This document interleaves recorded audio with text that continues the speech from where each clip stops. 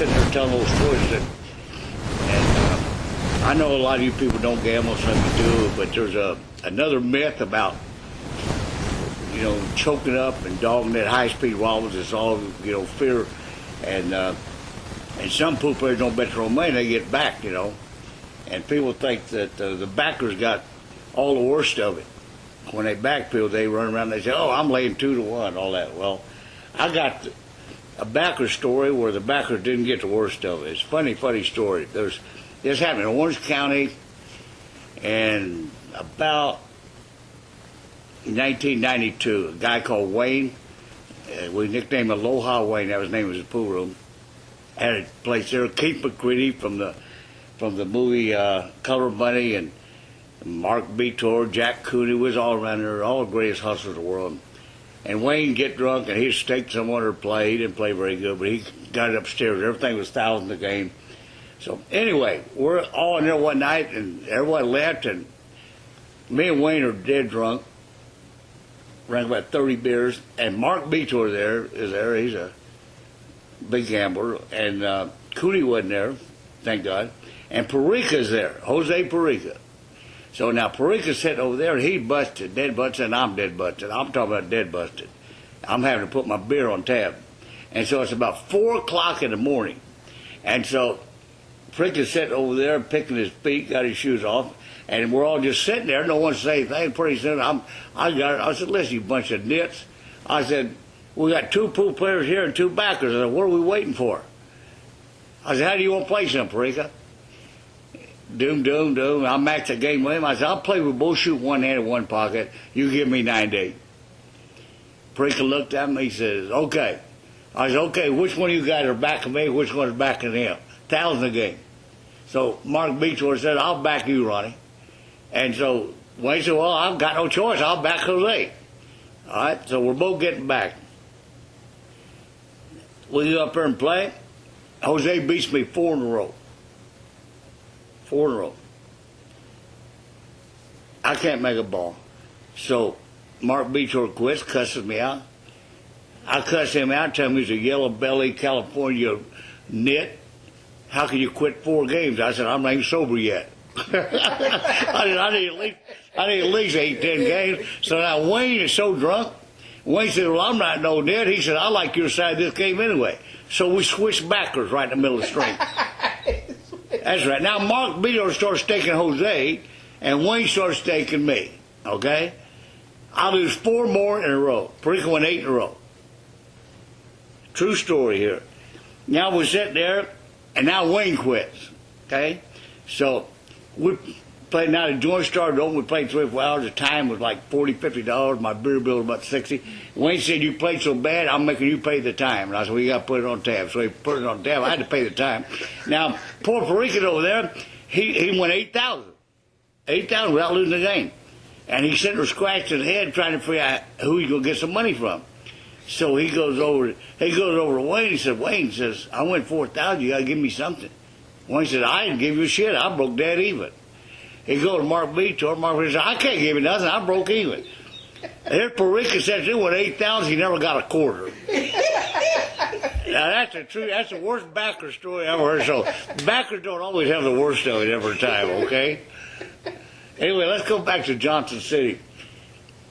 People don't realize what kind of gambling we were doing there. I mean, it was like 30 days of nonstop gambling. Anyway, this George Jansko had a brother called Paulie Jansko, and he wasn't near as smart as George. So we got to get ABC, White Rose Sports down there, and we started getting national publicity and everything. And so Paulie did a newspaper article in the St. Louis Globe, which St. Louis is about 100 miles away, St. Louis, Missouri, and we're down there in southern Illinois, 100 miles below St. Louis. And they put it in a sports section, in a big article. And he said, you know, it's like the chicken fight down there. Everybody just holds their finger up. Everything's $1,000, $5,000 a game. He says, wide open gambling we play. They printed it in the St. Louis Globe, right? Well, a month later, we're having the tournament. And this is just about 8 years after we've been having this tournament. So I was down there high rolling, playing good, betting everybody on the rail. It seemed like there was just a bunch of strangers down there betting on anything. Anyway, I was just I was just killing everybody. Every bet I made, I win. So this happened. This is why Johnson City is no longer was Johnson City. What happened was they sent 30 FBI agents and 30 Internal Revenue agents down there to investigate and get evidence. So they were down there. They had me on tape about 40 times saying I'll come down here to gamble and rob everybody. And I don't know. Anyway, at the end of the tournament, they busted everybody. Come in with automatic weapons. They took everybody, confiscated everybody's money. And I had a date. And my friend had a single engine Bonanza, and he flew me over to St. Louis, Missouri. And I wasn't there when the bus come down. The next morning I come back, and Billy Cardinal said, "Man, did you get busted?" No, he said, "Well, the FBI had been in your room all morning waiting for you." I said, "What are you talking about?"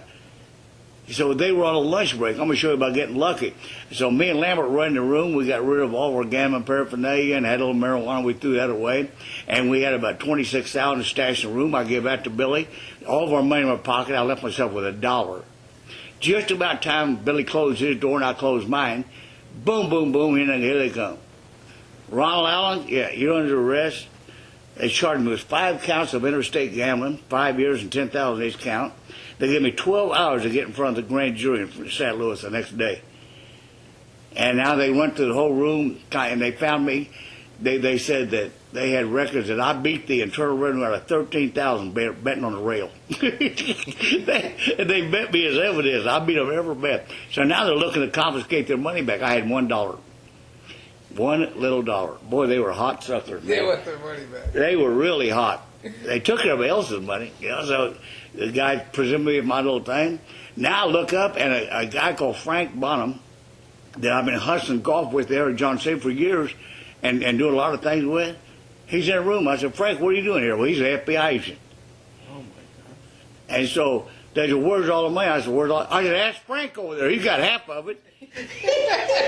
You know, they didn't like me at all. Anyway, I got a real good attorney, and we went in front of the grand jury. And interstate gambling, the law reads like this: it's up to the government to prove that you left one state to go to another state for the sole purpose of gambling.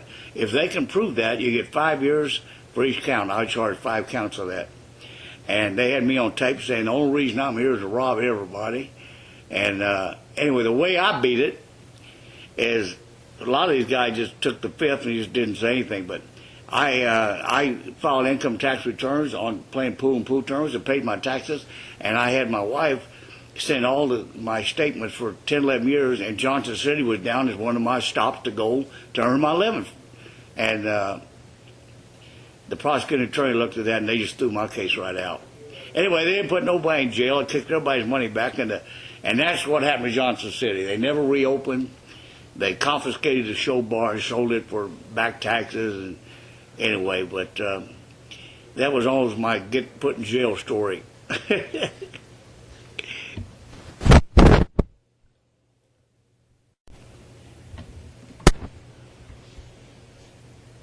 This is Ron Allen again. I used to be on the road.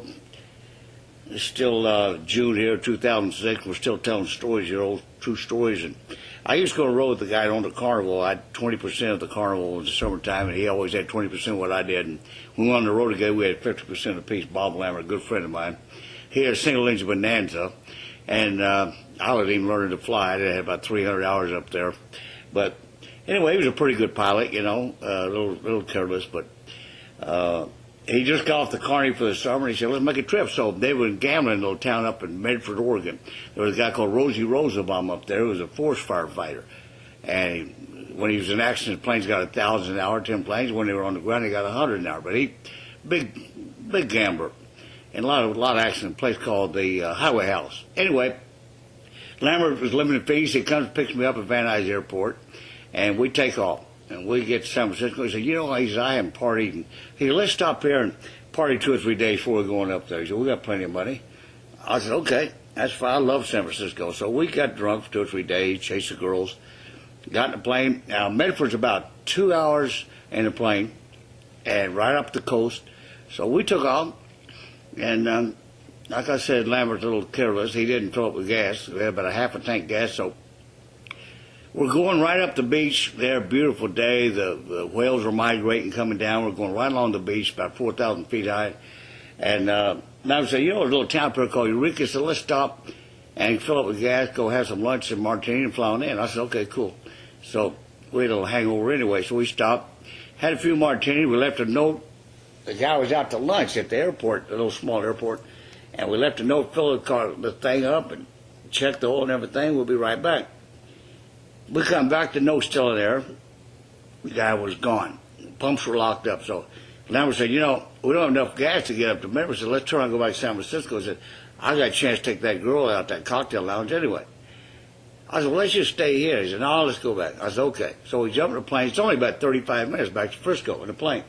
So we're going along there, and I look over the right to the ocean. There's a big fog bank, a humongous fog bank. I don't know if you guys have ever flown in fog, but it's the scariest shit in the world. You can lose your equilibrium. You can be going straight down and not even know it unless you're instrument rated. Anyway, we're going on there. I said, Lambert, you better call and get the weather. So they called San Francisco Airport, 328-0328. We're headed north. Give us a weather report. And he said, well, how far are you out? And we told him, he said, well, you got about 15, 20 minutes to get your butt over here. He said, this fog bank's coming in faster and the biggest one I've ever seen in my life. So here we go. We get about 5 minutes from San Francisco, and we look up, and we can't see our hand in front of our face. Lambert said, oh, my God. He said, we got to turn around and go back. We turn around, we're socked in. Completely socked in everywhere. So he did one revolution, and he's trying to keep track of it, and we got our radio working, so we got a heading, with the VOR points. They show you the little direction it goes. We get out there, and we get to somewhere to the right of the mountain. There's a mountain line and to the right of San Francisco, about 11,000 feet, some of them 9, 8. Anyway, we get below this mountain, evidently, because our radio went out. Now we can't do anything. We don't know which way we're going or anything, so getting low on gas, scared to death. I call this my almost got killed story. Anyway, Lambert said to me, he said, we got to go down as low as we can, maybe we'll crash land on the beach. And I get high-speed wobbles, I almost break up, and he slaps me in the face and said, man, this ain't no time to dog it. I need some help. So I could navigate a little bit, so I got to charge out. And he's keeping track of doing revolutions around. We get down about 40 feet from the ocean, and it still fogged in. We can't see the beach. So we go up, and he said, well, I'm going to do what they taught me in school. He said, when you're in trouble, go up. So we went up to 10,000 feet. Anything over 10,000 feet, you got to have oxygen mask. We don't have no oxygen. So we can't breathe, so we went down to 98 feet. Now we get ice on the wing. Well, you got about 3 minutes to burn the ice off the wings or you go down.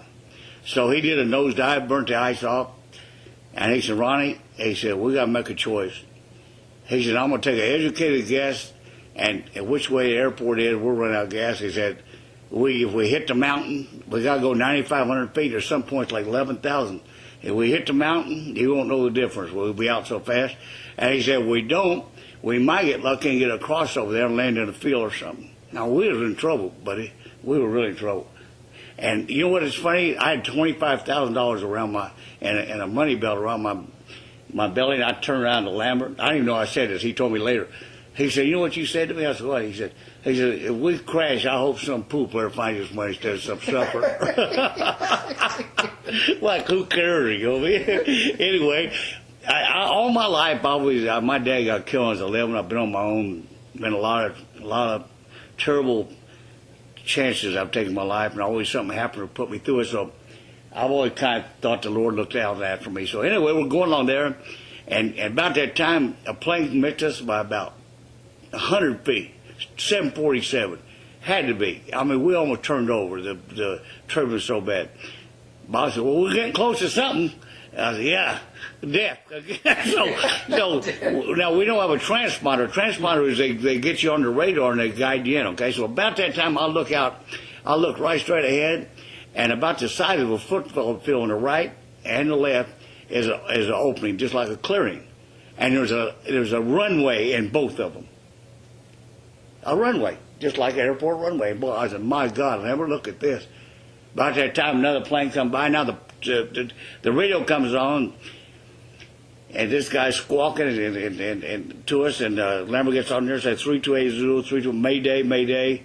I think where we at? He said, you're over at San Francisco Airport. Do you have a transponder? We said, no. He said, well, go certain degrees south to San Jose, 40 miles of land. Lambert said, listen, you better move those planes. I'm out of gas, and I'm landing this son of a bitch. So we're going down. He said, looks like we're on runway S7. We're going down there.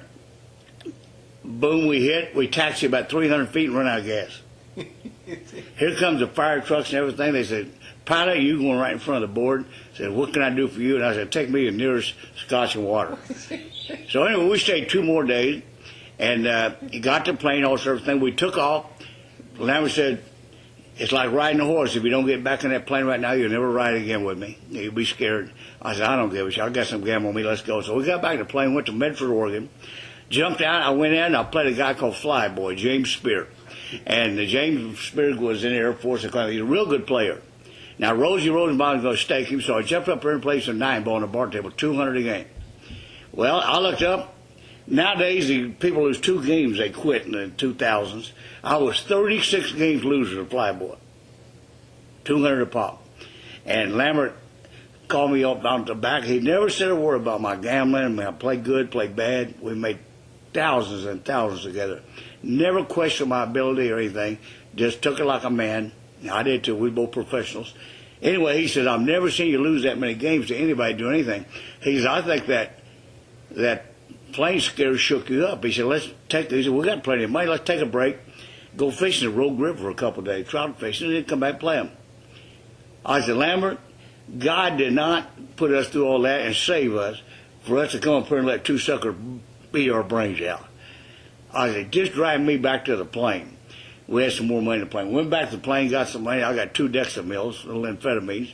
I got me a pint of cognac. I'll come back. I said, 400 to bet. That's right. I'm 36 games loser. I raised the bet.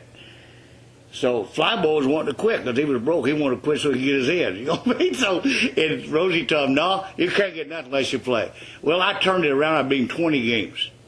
Now I'm 16 games loser. I'm 800 winner. So they quit. Flyboy quit. And then Rosie is a sucker playing pool. He got up there and I played him 1 inning against a 2 for 500 game. I beat him out of 10,000. So we finally went to the room. Next day we went steelhead fishing and caught a couple of fish. And we're flying back, and I said, man, I told him, I said, I've never seen 2 or 3 days like this. This is the most unbelievable thing I ever seen. And he said, yeah. He says, me too. He says, they just go to show you, man, if you really try hard, you keep going. Anyway, I escaped death, beat the sucker out with money, and caught all the fish. So I hope you enjoyed that.